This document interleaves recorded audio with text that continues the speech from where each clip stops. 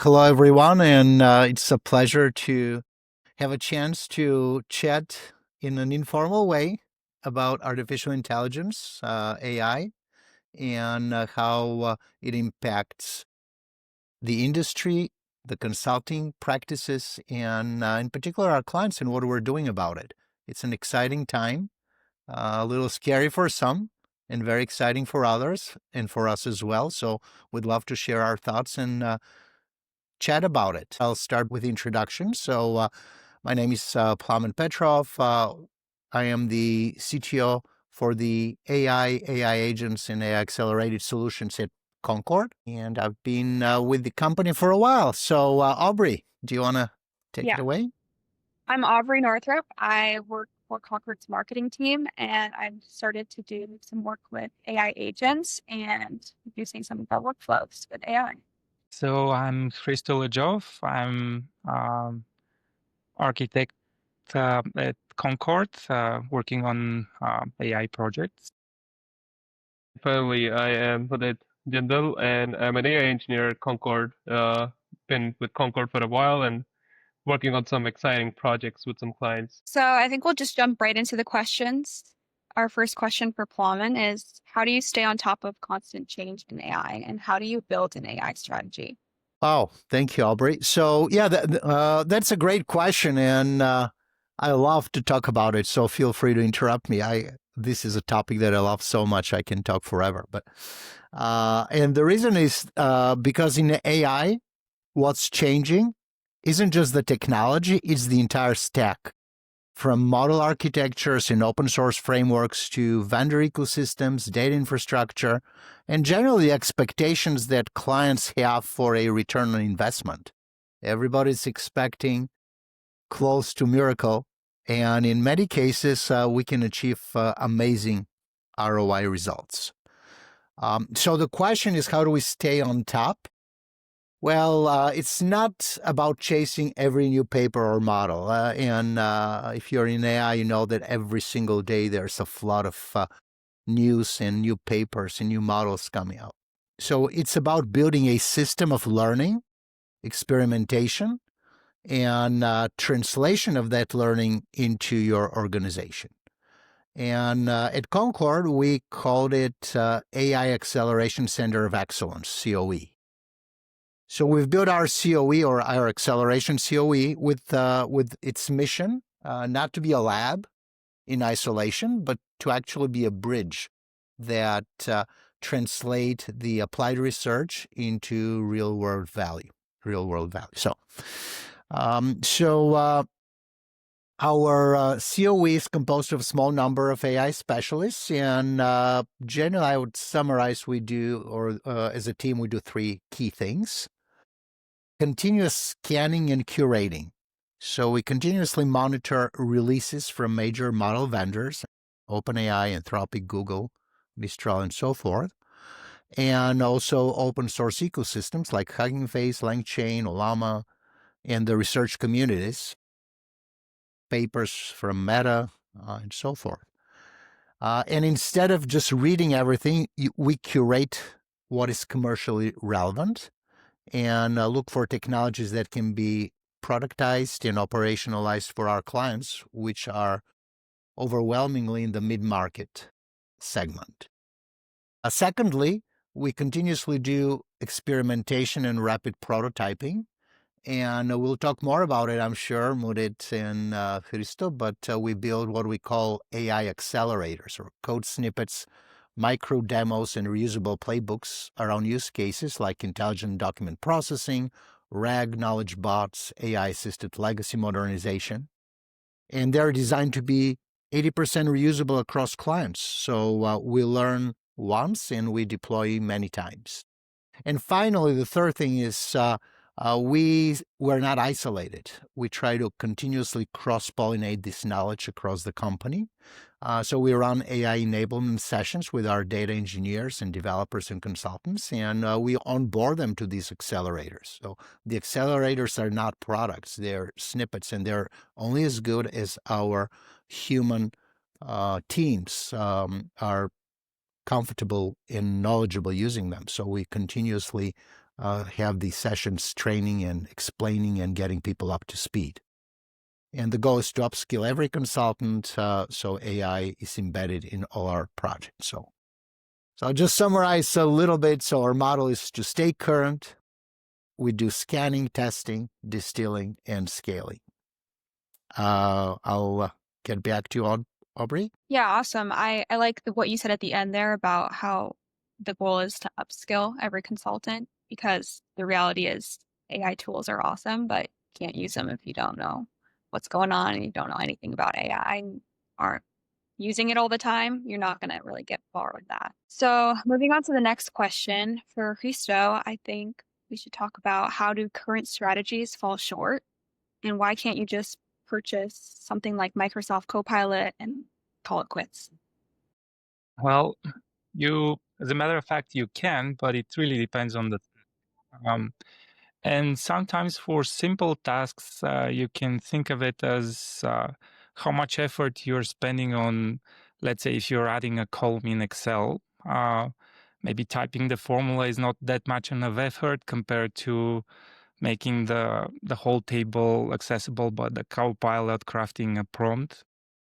And this is one aspect of it. I mean, you might be able to gain some productivity there, but if the task is more complex, then again you ask your prompt, and you suddenly are presented with the result, which you need to verify and validate in some shape or form, and then you start digging through the formulas. Maybe you overtrust the model, and in this situation, the question actually shifts a little bit toward who is the co-pilot and who is the original author of the solution and who is thinking about the problem that you're trying to solve.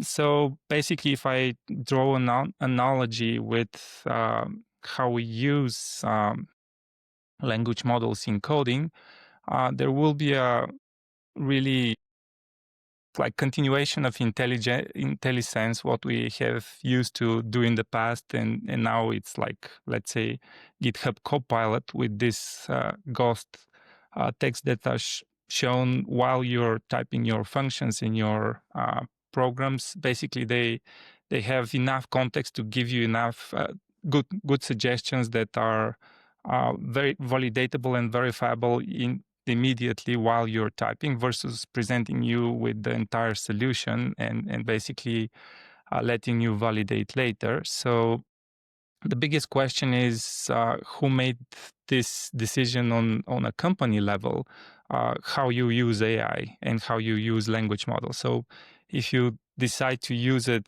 as I described in the beginning with the Excel example, where you ask a single question and you're presented with the entire solution, then this is one way of using it. Being part of the solution and constantly nudging and modulating it, that's another way of doing it. And all of those decisions are really important. And we are basically living in an era where you have to make very I guess, honest analysis, what processes in the organization are just some form of document pushing and propagating some kind of information across the company, and what is really driving the differentiating factors of your business compared to the other businesses, and how you can actually upskill. Again, the workforce is important here. You don't want to necessarily replace everyone. You just want to upskill them so they can be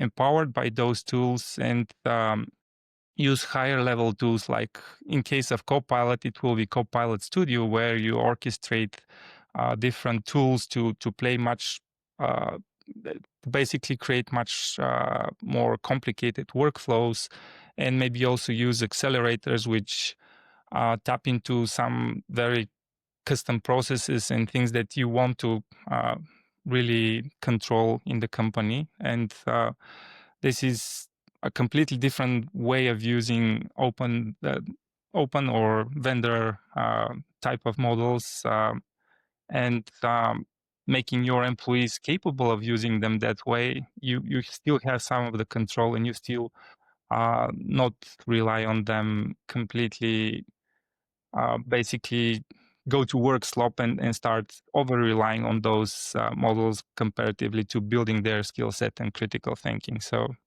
yeah, that was a long answer, but I think there are a lot of things to be uncovered here. If I can add one thing to what Christo said, it was a great question. So, and I hear that a lot, by the way, from our clients and sales teams is, hey, we license Copilot. What's the role of AI experts and consultants and so forth? And the level, the AI technology and models and Copilot are amazing. It's a breakthrough technology, but they're tools.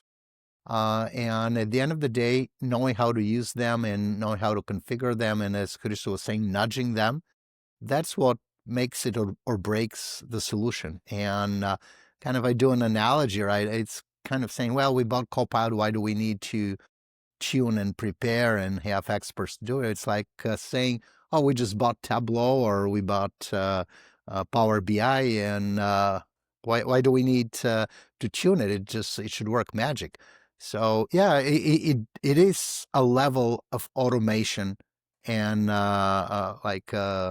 self-guiding behavior above the previous technology, but it still needs the human factor. So absolutely. So Yeah, that was a expertise. great comment. And Yeah, actually, you want to preserve your most valuable asset is the expertise within the domain, and your senior experts have to have a way to transfer this to your junior staff, and that's not going to be fulfilled magically by out of the shelf language model. I mean, you have something that gives you an advantage as a business, and you want to preserve it and nurture it. Yeah, I think that's great. I think another thing that maybe we could get your guys' perspective on is you mentioned briefly that you want to preserve people's jobs and rather empower them to use AI rather than use AI to take people's jobs. And I think that's something that a lot of people are scared about, is that they either won't understand AI, so therefore their job will be taken by AI. What would you have to say to people who are nervous about that and how they can empower themselves to use AI?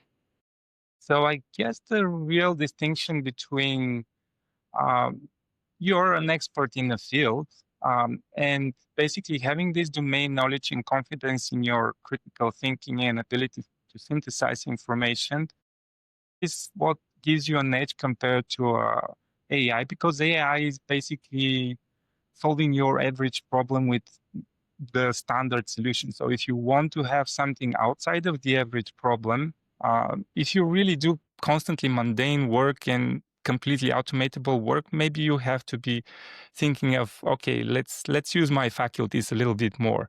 But if you have some capabilities, basically all of those things can empower you to use slightly of your main expertise. You can basically educate yourself how to expand your outreach and combine what you already know with things that you might actually vaguely understand, but with help of those tools you start learning them and you incorporate them in your practice, and basically you become a higher level expert compared to what you were before.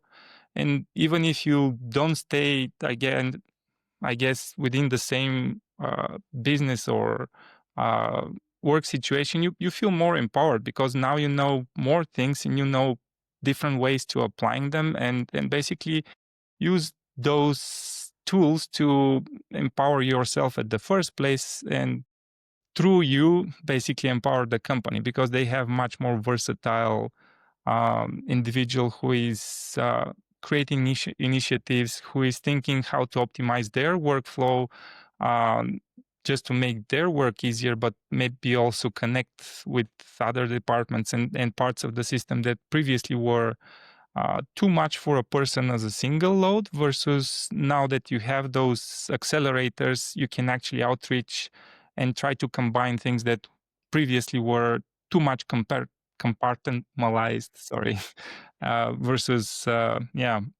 something that basically use those connections in your head comparatively to what the model won't be able to do, the connections between so many different areas of application. So, and I often hear this notion mostly from the big labs that they're trying to say, oh, we actually beat PhDs and things like that on standard tests, but they kind of omit the idea that if you very narrowly focus basically the model to try to solve a task that has been already trained to solve, well, that might be something that they excel as the models. But if you mix modalities, if you mix contexts with common sense, and you try to answer something that covers different areas of problems, then this is where usually the models disconnect and where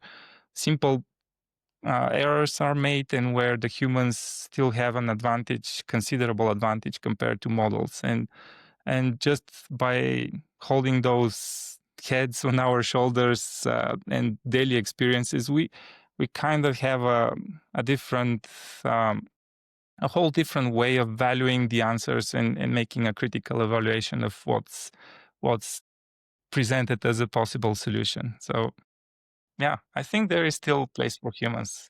Yeah. Quite a lot. And actually, if that's all right, part of our COE and part of our whole philosophy to bringing AI to the daily business solutions is through what we call AI acceleration.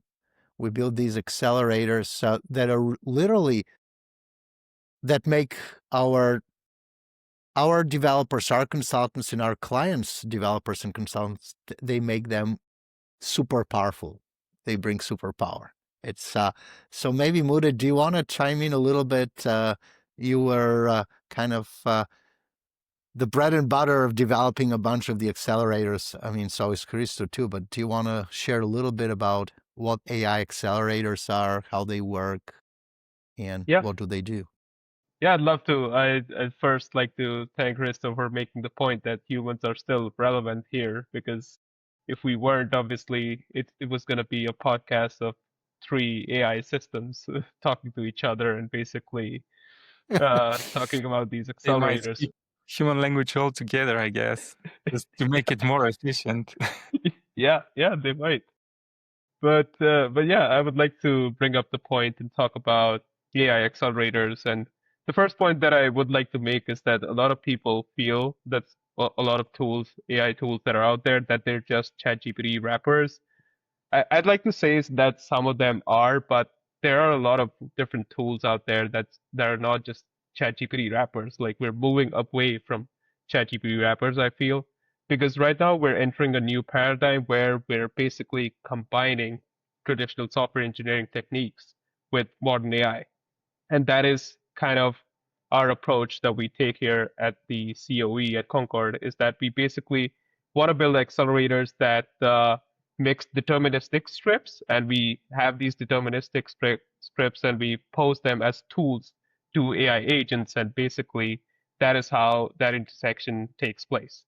And the goal, again, is to basically build accelerators that help accelerate some of the work that we're doing here and not completely replace humans, because we have found that we feel like human in the loop approach, like, you need humans for that, and that is necessarily quite crucial to do. Yeah, and when people are, I mean, usually the replacement is kind of a decision of higher management, but they have to start thinking how much they are replaceable with AI models as well. I mean, who is actually not vulnerable to this? Basically, the whole idea that the decisions will be made automatically trickles the responsibility higher and higher to whoever is the final say and final word in the company. So it's kind of a very intricate process, and you have to remain in control of the entire process from really top of the organization to the lowest level of individuals that are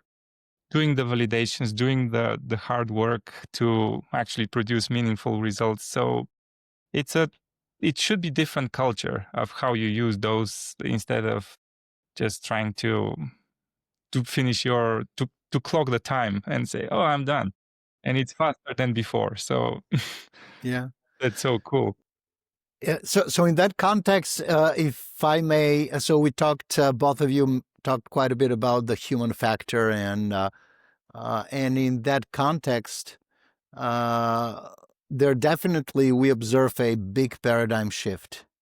The future of AI empowered workforce and the incredible new type of partnership between domain experts and technical staff, and those boundaries, those borders are getting very fluid, and now the question becomes: have we permeated AI? It's almost like the writing skills that everybody should be able to write. You don't need writers to write necessarily. And so how do you start? Where do you get started with AI in an organization that is forward-looking and want to jump in and get business value? So, Aubrey, any thoughts on your part? Like how do we get going with AI and the different skills, the future of workforce?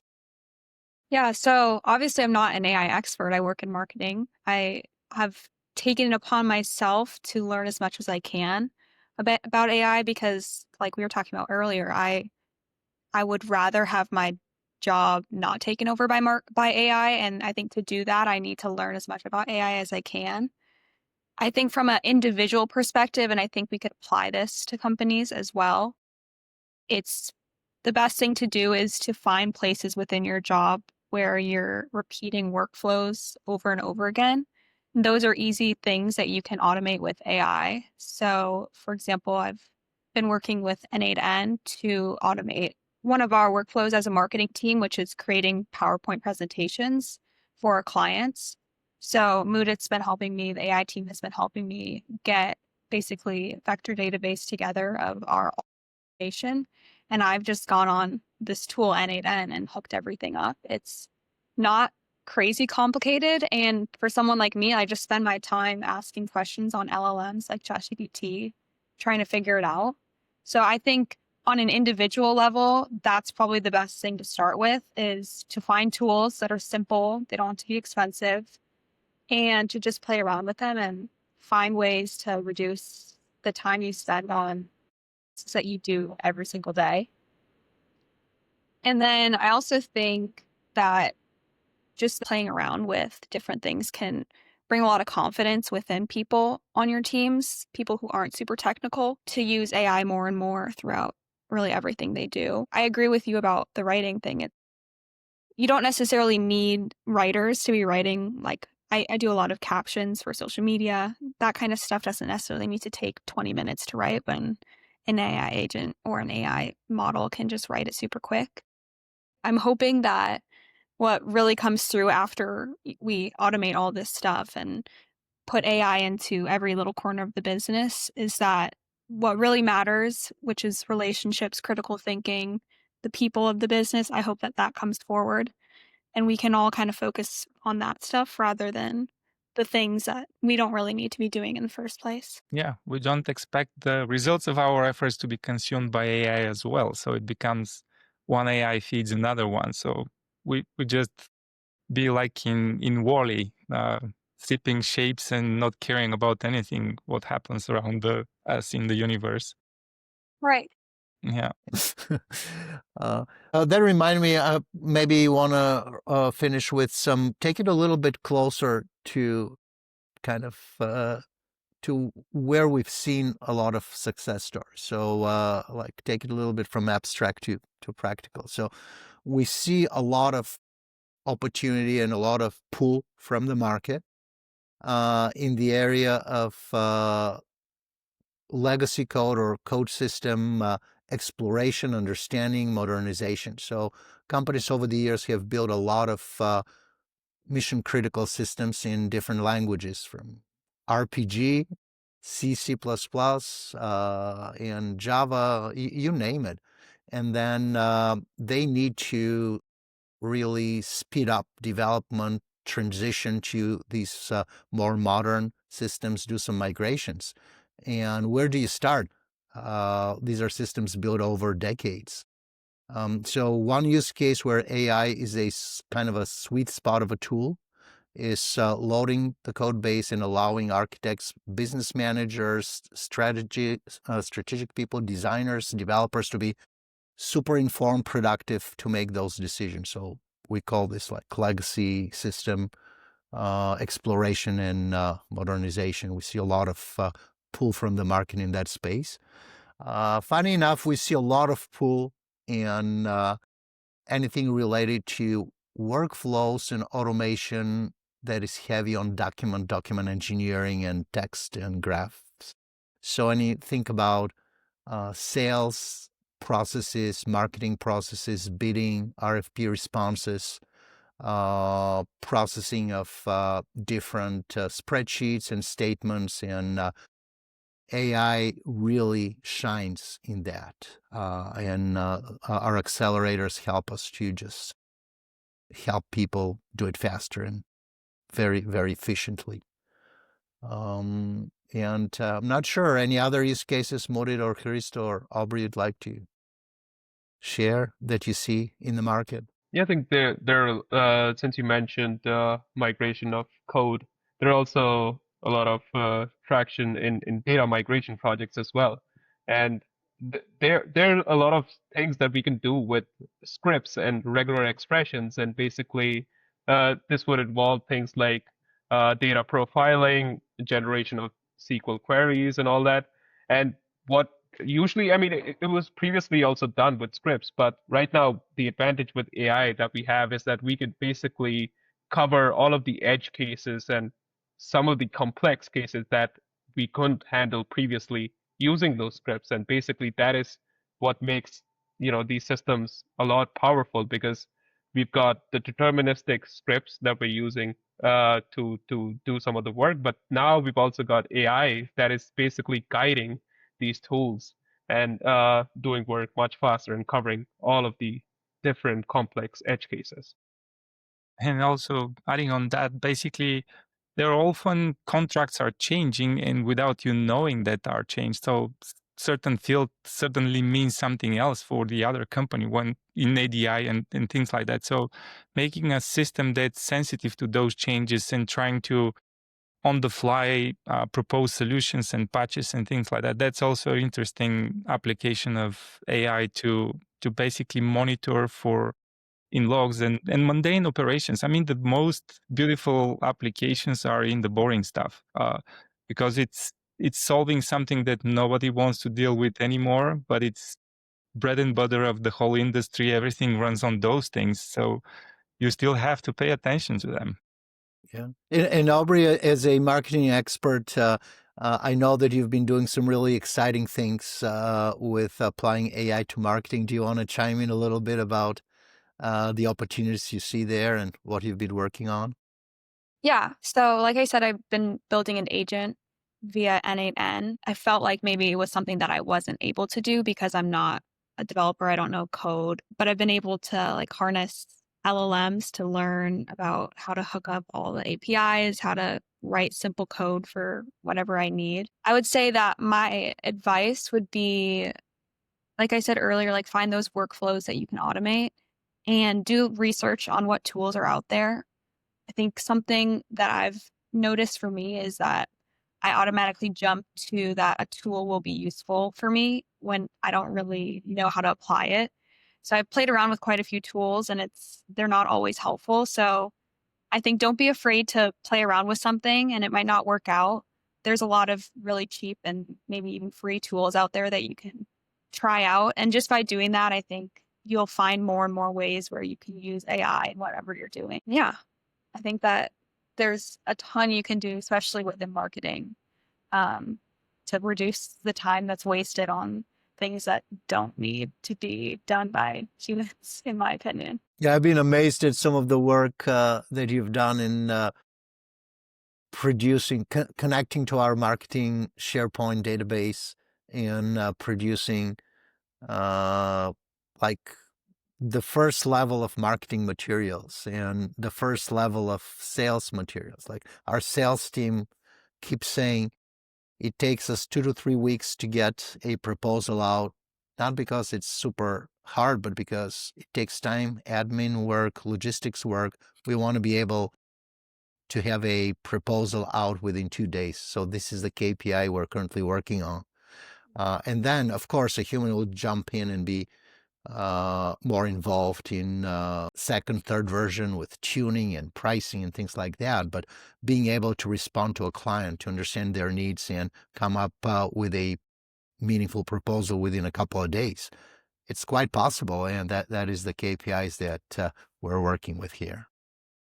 Yeah, and I would say like the relationships that we've built. So I obviously work in marketing and you guys all work on the AI side.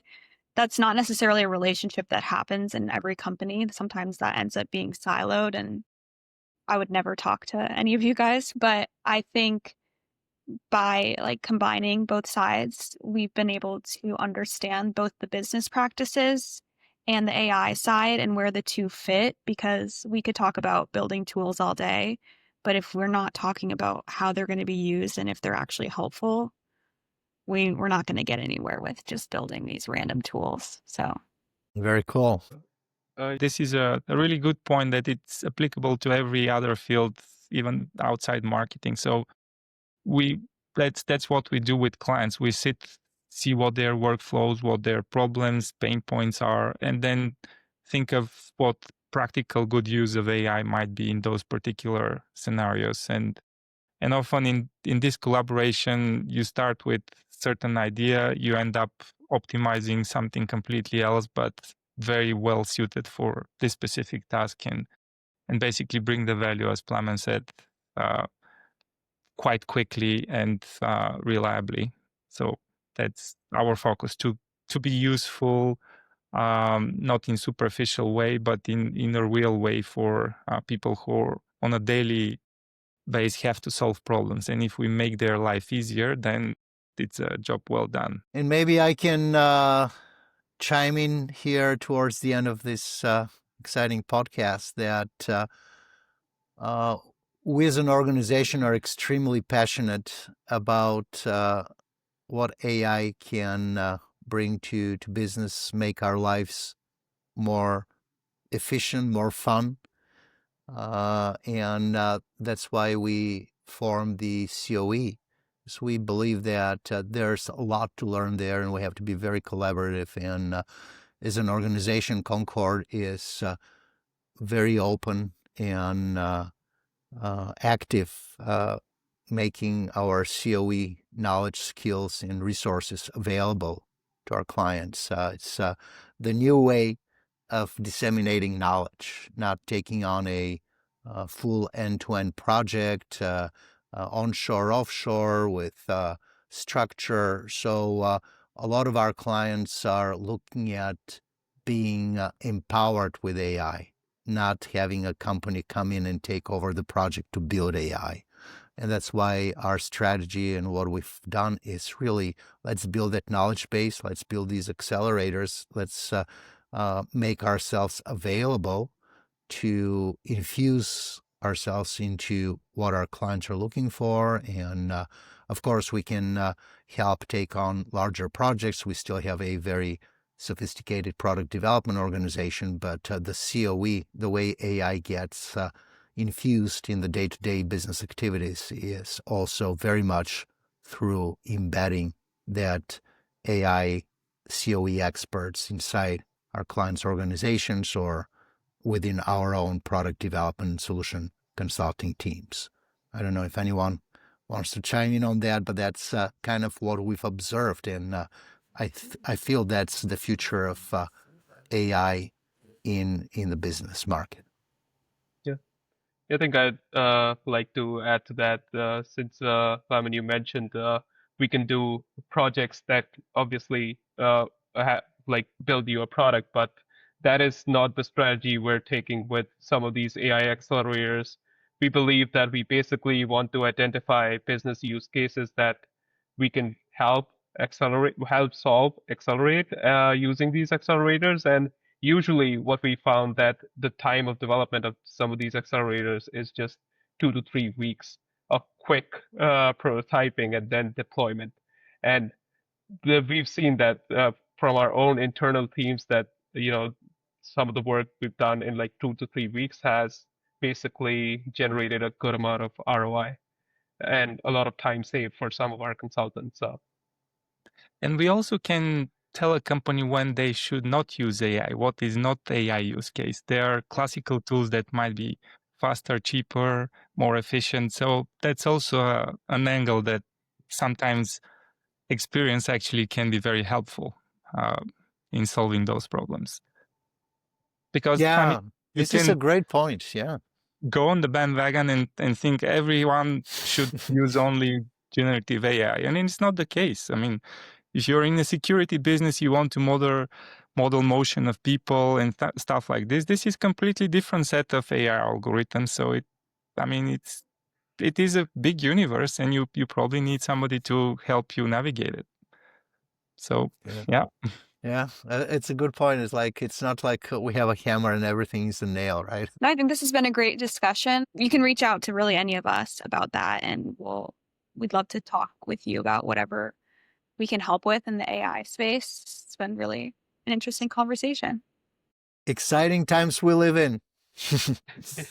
As someone was saying, our kids and grandkids will be talking how we were in the AI era, and we were at the forefront of this amazing new technology. So hopefully we fulfill that. Well, thanks, guys. All right. Thank you all. Thanks for listening. Until the next time.